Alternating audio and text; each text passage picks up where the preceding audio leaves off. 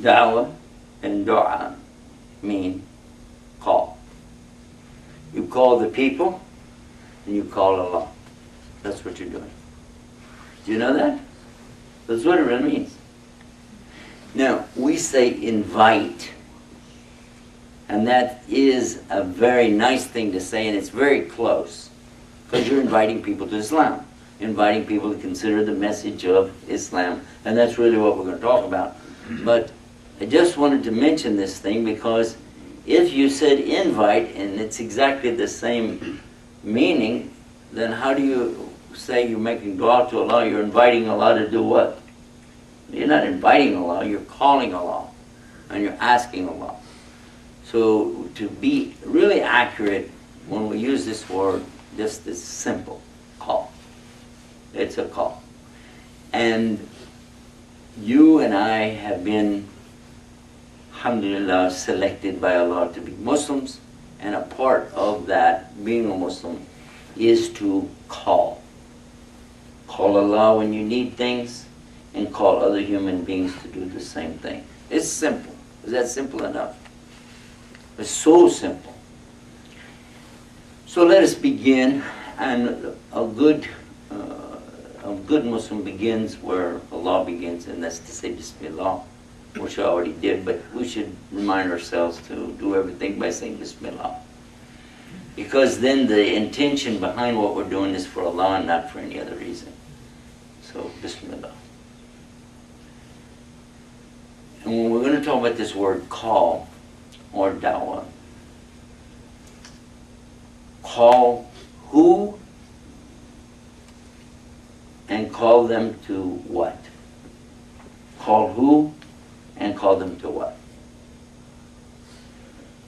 Now, if somebody's already a Muslim, can you call them up and tell them, let's be a Muslim? What would that sound like if you called somebody up and say, would you like to be a Muslim? And be like, what do you think I am?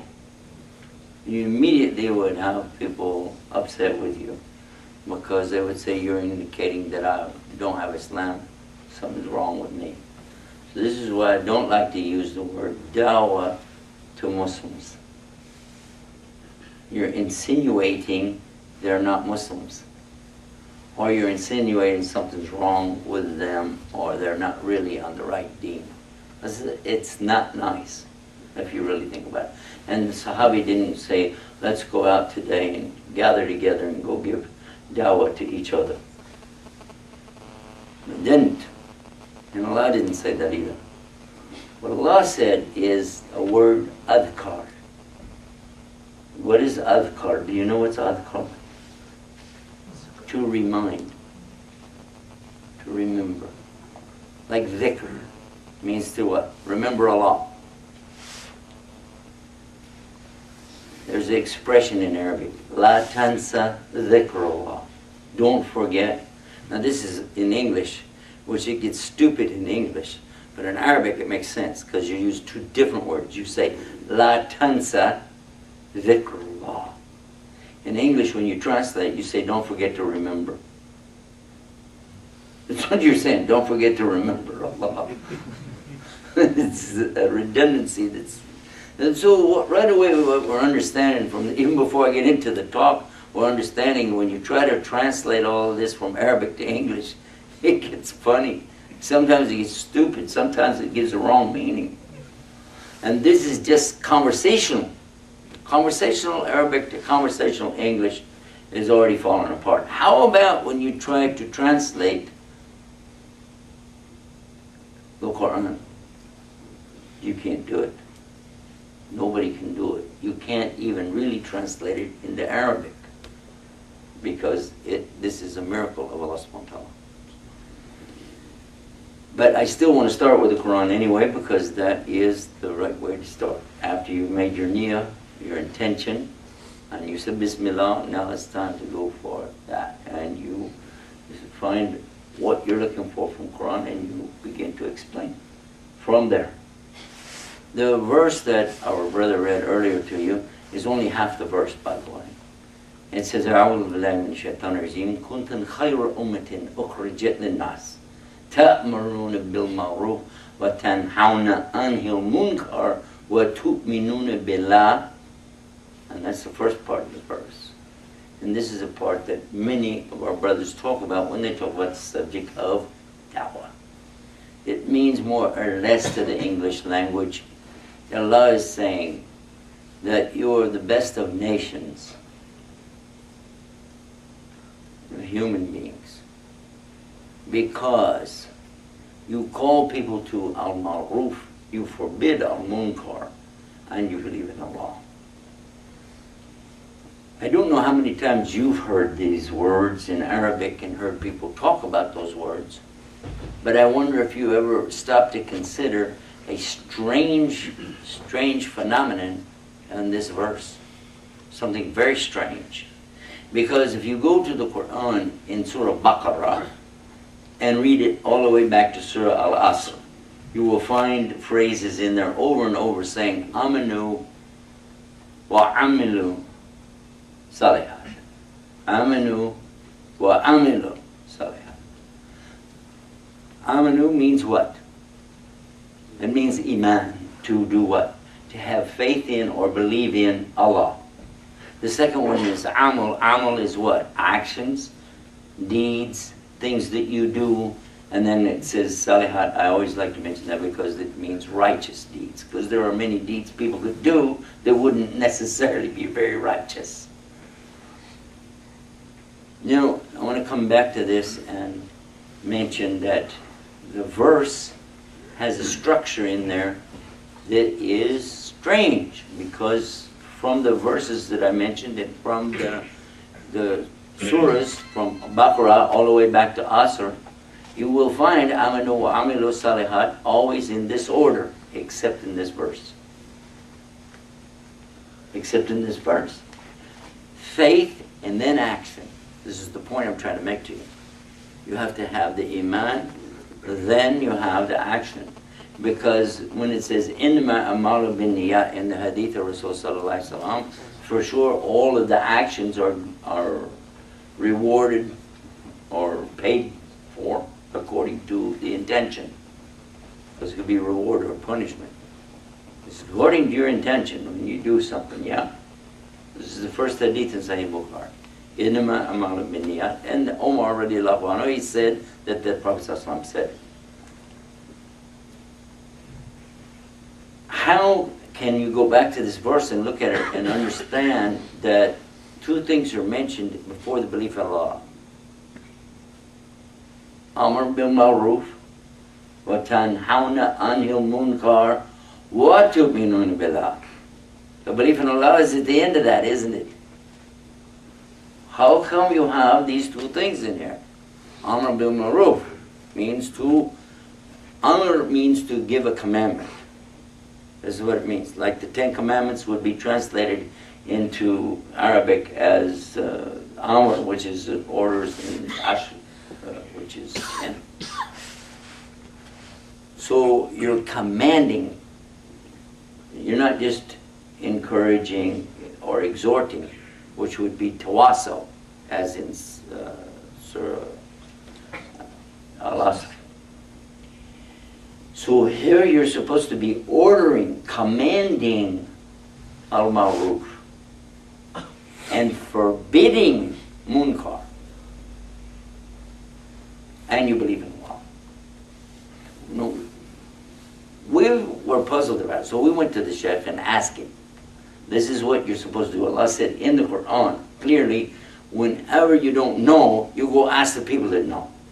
Never sit still and just say, oh, well, I don't want to bother anybody. This is wrong.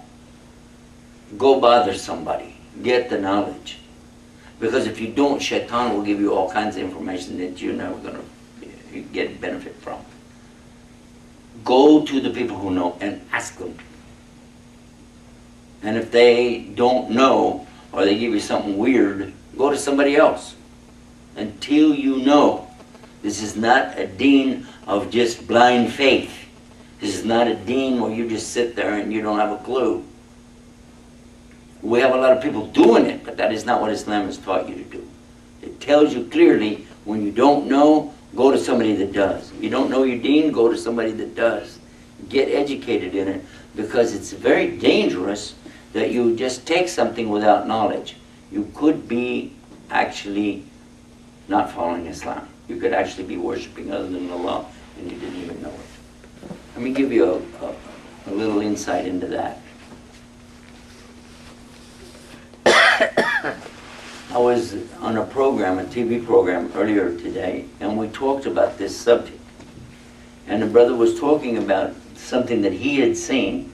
When people had problems or difficulties, then what they would do, they would go to their local imam, the local community sheikh. They call him an imam or a sheikh, but in reality, this is a person that doesn't really have the right knowledge.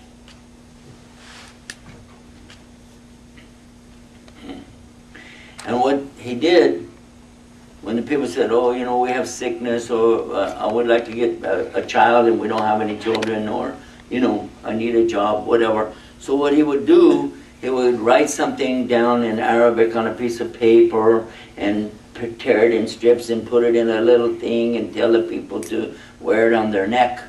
Have you heard about this? You heard people doing stuff like that?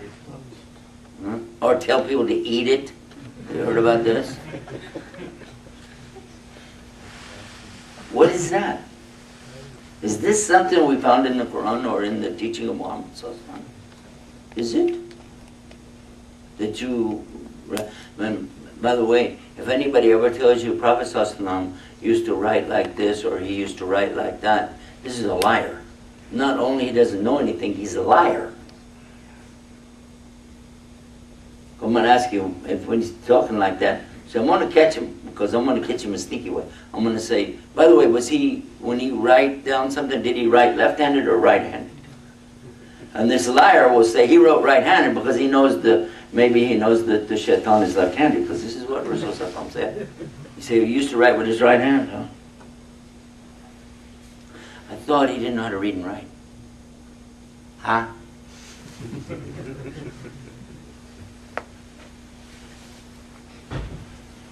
Anyway, so you need knowledge, you need to know what you're talking about before you get into these things. It's a very, very beautiful way to live in Islam, is to know that you can get an answer for anything you want. There's only one question, Rasulullah talked about this, there's only one question where you stop. And that's when shaitan comes to somebody and he says, who created this or that, and who created so and so, and you say, Allah, Allah, and then when he says, who created Allah, that's where you pull up. That's not the question you ask, because Allah was not created. There is no answer to this because he wasn't created. It's a stupid question. Allah always existed. Other than that, you can ask it. So when somebody tells you, oh, we don't ask that question, what he means is, we don't know the answer to the question. Okay?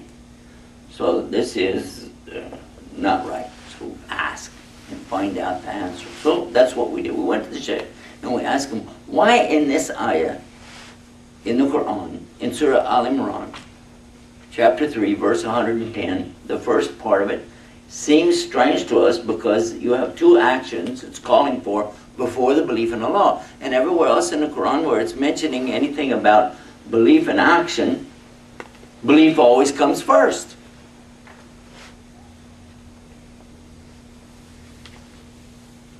And then the Shaykh gave us the answer. Now you'll notice that so far I have not translated two words. Two words in the ayah I have left in the Arabic language. Is that true or false? Ma'ruf and Munkar. I never translated, did I? I didn't even mention them, did I? I just said Ma'ruf and Munkar, but I didn't mention what they mean. Because if you give meaning to something in Quran and you don't really know, you could be committing a very serious sin or even an act of kufr